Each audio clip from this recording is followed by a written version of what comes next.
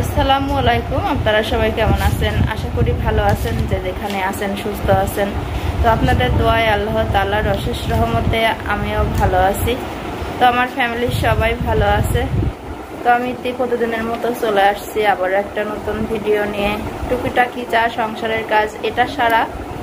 আর গ্রামের বউরা কি দিবে বলেন, সহজে তো আর বাহিরে যেতে পারি না যে হুটহাট করে বাহিরে গেলাম আর আপনাদের নতুন নতুন আর কি ভিডিও দিব।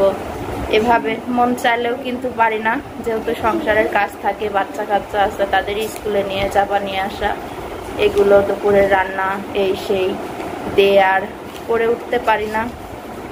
তো যাই হোক, সংসারের সব কিছু মিলিয়ে আর কি ভিডিওটা বানাই। আর আজকে সকালবেলা উঠেই তো মনে হচ্ছে না যে কি দিয়ে যে শুরু করব, সেভাবে ভিডিওর কোনো প্রস্তুতিই নাই।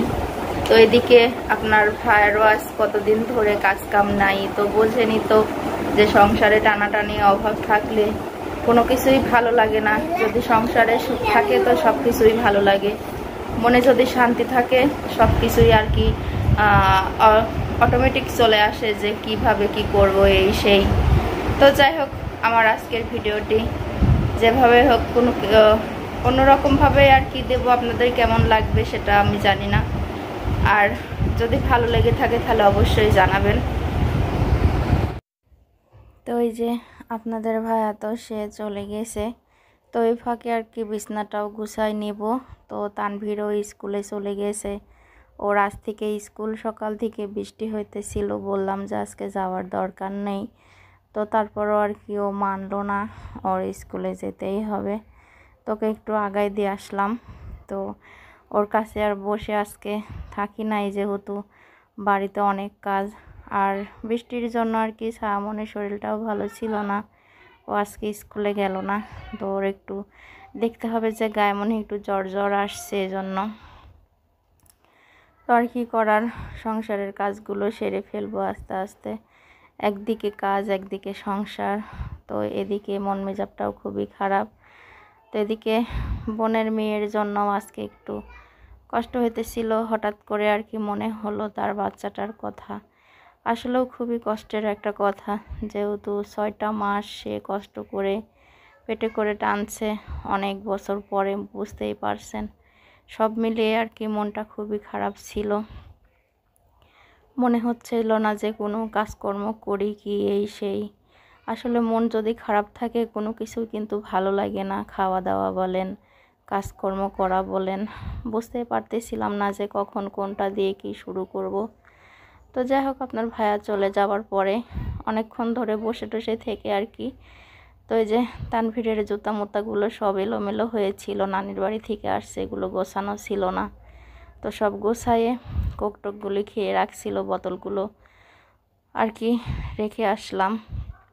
তো ঘরের ভিতরে অগোছালো থাকলে তো আর ভালো লাগে না, যতই মন খারাপ থাকুক এগুলো তো আর এলোমেলো করে রাখতে পারি না। তো বুঝলাম যে আসলেও আমার পাশে বসার লোক নেই, যে একটা কথা কারোর সঙ্গে শেয়ার করব। তো এদিকে মার সঙ্গে একটু ফোনে কথা বললাম, বলে আর কি মনটা অনেকটাই হালকা হলো। তো মনে চেপে রাখা কথাগুলো কার কাছে বলবো, কি করব কিছুই বুঝে উঠতে পারছিলাম না। তো এই জন্য আর কি সংসারের কাজে সব সময় নিজেকে ব্যস্ত করেই রাখি। আবার সে দুপুরের রান্নার একটা টেনশন, যে কি রান্না করব কি এই সেই। তো আজকে ঘরে কিন্তু কোনো সেরকম বাজারও নেই, আর ফ্রিজে মাছ মাংসগুলো সব ফুরাই গেছে। তো বুঝতে পারছি না যে কি করব। এর মধ্যে দিয়ে আবার একটা লোক আসছিল সাহায্যর জন্য, তো ঝাড়ু দিতে দিতে রেখে আবার তাকে সাহায্য করে আসলাম। একটা অচল লোক আসলে, দেখে কিন্তু খুবই মায়া লাগলো। তো আপনাদের ভাইয়াও চলে গিয়েছিল, যদি তাকে কিছু টাকা দিতে পারতাম তো আরও ভালো লাগতো। তো যাই হোক, তাকে একটু বেশি করে চাল দিলাম, তো যাতে ও রান্না করে খেতে পারে আর কি। লোকটা খুবই অসহায়, দেখে খুব মায়া হচ্ছিল, খুবই খারাপ লাগলো দেখে। তো এই যে আমি দুপুরে রান্নার জন্য তরকারিটা কেটে ফেলছি। এখানে আছে হলো চাল কুমড়া আর আলু। খাও।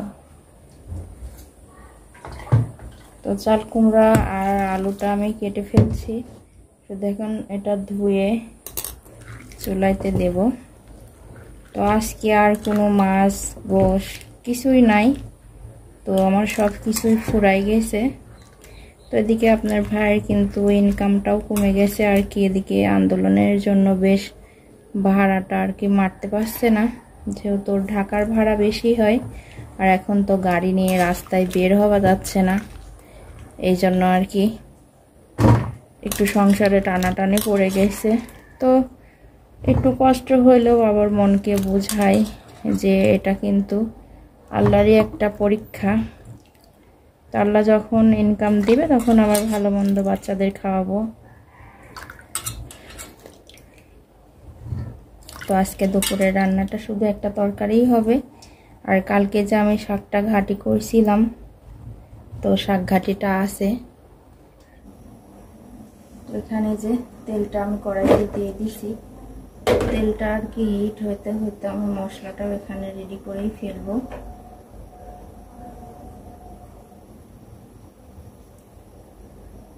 একটু মরিচের গুঁড়াটা একটু বেশি করেই দিলাম, যেহেতু আজকে কোনো মাছ নাই। তো শুধু শুধু তরকারিটা যদি একটু ঝাল নুন চওড়া করে দিই, মাখা মাখা করে, তেল নেই টেস্ট হবে না। তো বাইরে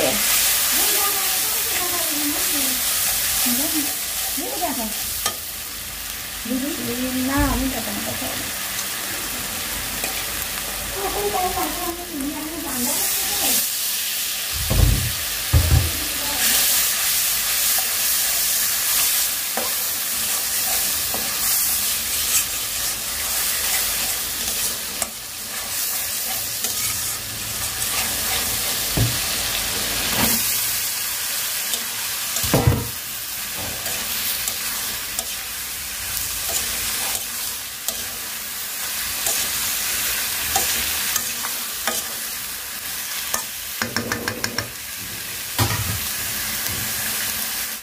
তো একদিকে তানভীর জ্বালায় আর একদিকে আমার হাঁস মুরগিও জ্বালায়। তো সকাল থেকে কিন্তু দুইবার আমি মুছে ফেলছি। তো আবারও দেখি যে উঠানে কাদা কাদা হয়ে থাকে, তো এই জন্য হাঁস মুরগি হাটে তো বারান্দা দিয়ে উঠে কতবার আর ওগুলাকে তাড়া যায়, তো উঠছে আর কি। তো এই জন্য দেখতেও ভালো লাগে না, বারবার এই গরমের মধ্যে আমার একই কাজ করা লাগে। তো দেখেন আমি মুছতেছি আর হাঁসগুলো উঠানে দাঁড়ায় দাঁড়ায় দেখতেছে। তো যাই হোক, কষ্ট হলেও তো মুছে তো পরিষ্কার করতেই হবে। তো এই যে দেখেন কি অবস্থা, হাঁসগুলো যতই খেতে দিই ততই খাওয়ার জন্য খালি বাড়ির মধ্যেই আসে। আসলে পশুরাও বোঝে যে তার। তো এই যে আজকে মাছ বাদে তরকারিটা কিন্তু রান্না করে ফেলছি। কালারটা এত ভালো আসছে, মনে হচ্ছে যে সেই আকারে ঝাল লবণ চওড়া করে দিয়ে আর কি তরকারিটা রান্না করছি, যেহেতু এমনি এমনি তরকারি। আর এই যে এখানে সে আমার শাক ঘাটিটা, তো এই যে শাক ঘাটিটাও গরম করে ফেলছি। হ্যাঁ না চলে গো একটু। তো এই যে ভাতটাও তো হয়ে গেছে। তো এখানে আবার তাহিদ আসছে, তাহিদকে বললাম যে ভাত দিয়ে আসতে, আমার এমনি এমনি তরকারি কোনো মাছ নেই, তো ওনাকে খেয়ে আসছে। আর এই যে আমার গুল্লু মুল্লু বসে আছে। লড়ো না, ভাত তুলে দে। এখানে গরম রে বাবা, ধরো তুমি ধরো।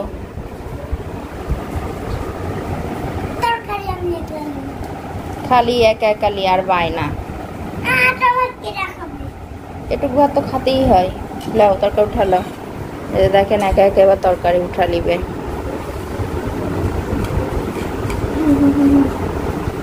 বাস এক কোলে তরকারিটা লেসছে। হয়েছে আব্বা, খাতে পারবে না নে, ঝাল আছে আজকে, অল্পই থাক।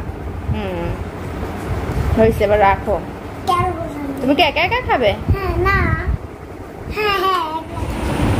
তো এই যে দেখেন তানভীর কিন্তু পড়তে বসছে। ও আজকে স্কুলে গেছিল, আজ থেকে আর কি স্কুল শুরু। তো হইলো দুপুরে গোসল করে খাওয়াটা শেষ করে বলতেছিল যে আম্মু আমার পড়া আছে না, তো একাই বসছে। লাভার দিয়ে মরছো, ও কিন্তু একাই লেখা শিখে গেছে, আজকে স্কুলে অনেক সুন্দরভাবে লিখছে। তো ম্যাডাম ওকে অনেক লেখা দিছে, যে আবার বাড়ির লেখা হোমওয়ার্ক দিছে। তো ওইগুলো একটু কভার করতেছিল, দেখাও কাছ থেকে অনেক সুন্দরভাবে লেখা শিখে গেছে। তো কিন্তু বসে লিখে না কেন, এই যে বড় হয়ে গেছে তাই। আগের লেখা হ্যাঁ এই যে এখানে লিখছিল, এগুলো এগুলো স্কুলে লিখছে, লেখা অনেকটাই শিখে গেছে।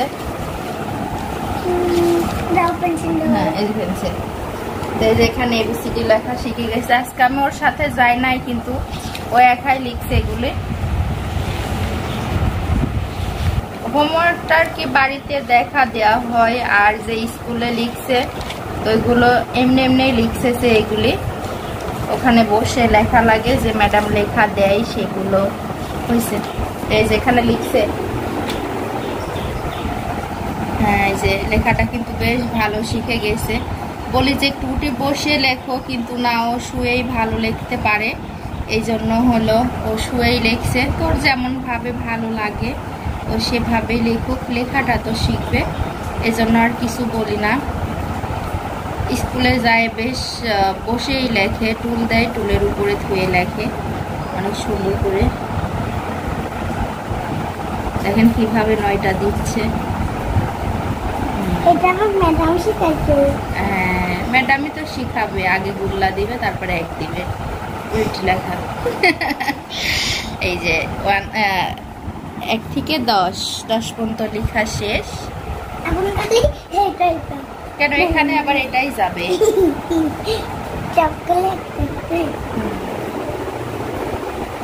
দেখো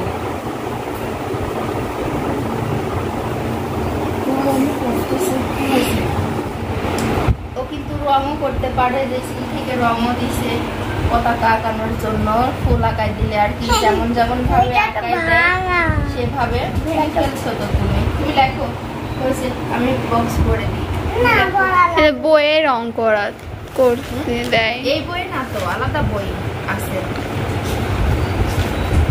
রং করার জন্য আলাদা বই আছে। বইয়েও লেখা, এই যে আছে, এই যে সবুজ রং করি। আচ্ছা আগে তুমি লিখে দাও।